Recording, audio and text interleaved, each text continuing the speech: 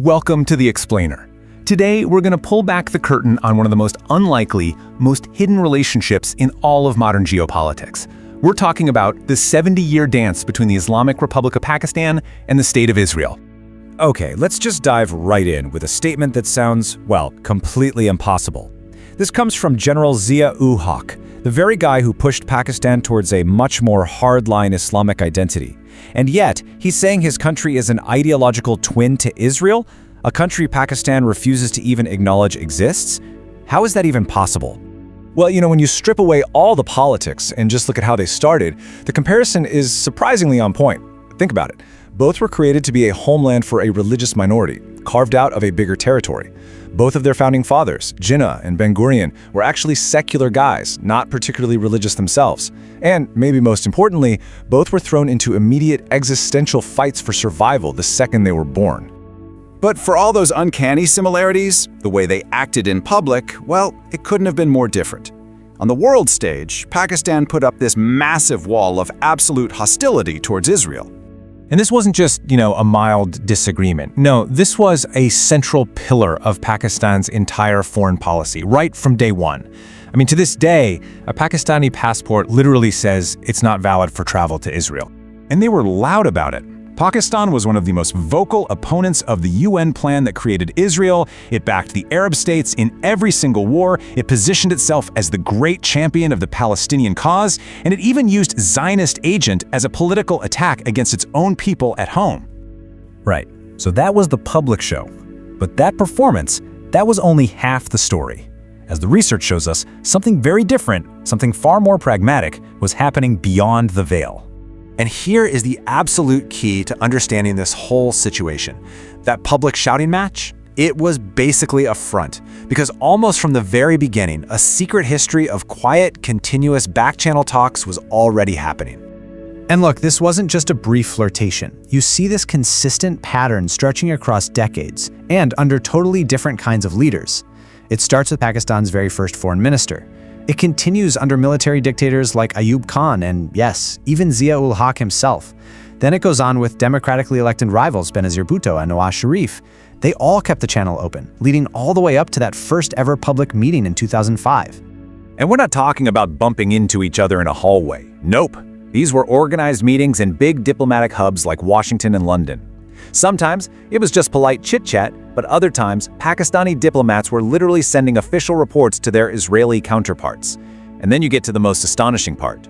In the 1980s, during the war against the Soviets in Afghanistan, Pakistan's spy agency, the ISI, and Israel's Mossad were actually working together, side by side. Beyond all the high-stakes politics and espionage, there's also this forgotten human story.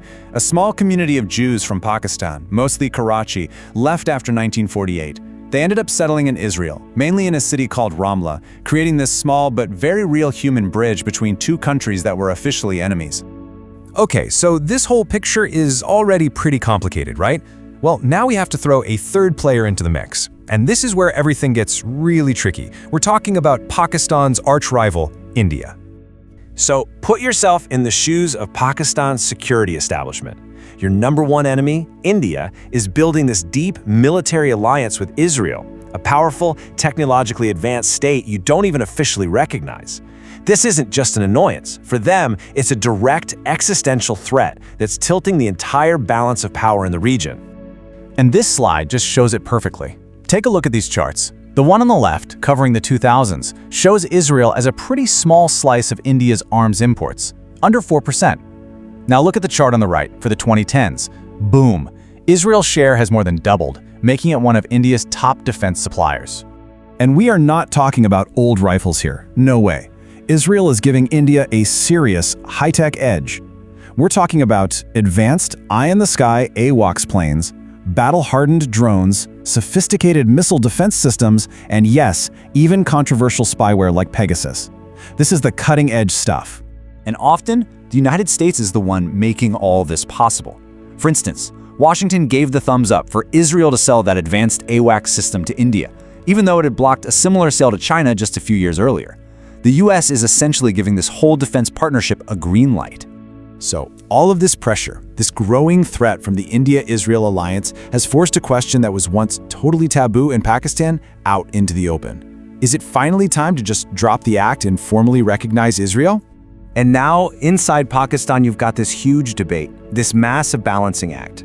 On one side, you have people saying, look, we have to be pragmatic. This could help us counter India, get access to that same technology, and get in good with the US. But on the other side, the pushback is enormous.